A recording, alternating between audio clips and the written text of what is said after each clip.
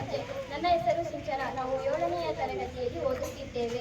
ಇಂದಿನ ನಮ್ಮ ಚಟುವಟಿಕೆ ಹಳ್ಳಿ ಜೀವನ ಮತ್ತು ಪಟ್ಟಣ ಜೀವನದ ಬಗ್ಗೆ ನನ್ನ ಗೆಳತಿಯರು ತಿಳಿಸುತ್ತಾರೆ.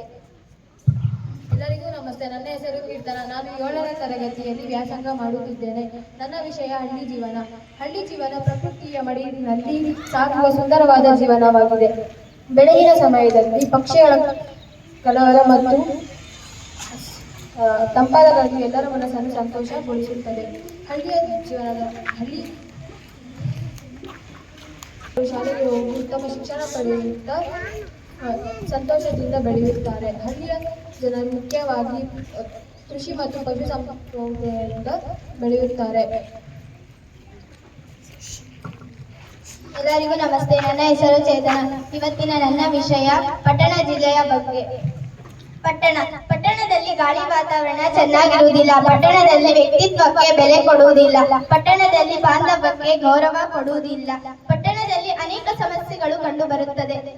ವಾಹನಗಳ ದಟ್ಟಣೆಯಿಂದ ಜನರು ಸಮಸ್ಯೆಯನ್ನು ವ್ಯರ್ಥ ಮಾಡುತ್ತಾರೆ.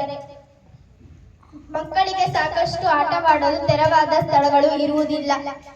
ಕಾರ್ಖಾನೆಗಳು ಮತ್ತು ವಾಹನಗಳಿಂದ ಉಂಟಾಗುವ ವಾಯು ಮಾಲಿನ್ಯದ ಮೇಲೆ ಕೆಟ್ಟ ಪರಿಣಾಮ ಬೀಳುತ್ತದೆ. ಶಬ್ದ ಮಾಲಿನ್ಯದ ಮೇಲೆ ನೆಮ್ಮದಿಯ ಜೀವನ ಹಾಳಾಗುತ್ತದೆ. ನಗರದಲ್ಲಿ ಮನೆ ಬಾಡಿಗೆ, ಆಹಾರ ಮತ್ತು ಇತರ ವಸ್ತುಗಳ ಬೆಲೆಗಳು ಹೆಚ್ಚಾಗಿರುತ್ತದೆ. ಸ್ವಚ್ಛತೆ ಕುರಿತು ಮತ್ತು ಕಸದ ಸಮಸ್ಯೆಯನ್ನು ಪರಿಸರ ಹಾನಿಯಾಗುತ್ತದೆ. ಧನ್ಯವಾದಗಳು. ಜೀವನವು ಪರಿಸರವನ್ನೇ ಉಸಿರಾಗಿಸಿ ಬದುಕುವ ಪರಿ. ಶ್ರಮಿಸುವ ಹಾದಿ ಎಷ್ಟೇ ಅಂಕುಡೊಂಕು ಕಠಿಣಗಳಿದ್ದರೂ ಅದನ್ನು ಮೆಟ್ಟಿ ಮುಂದೆ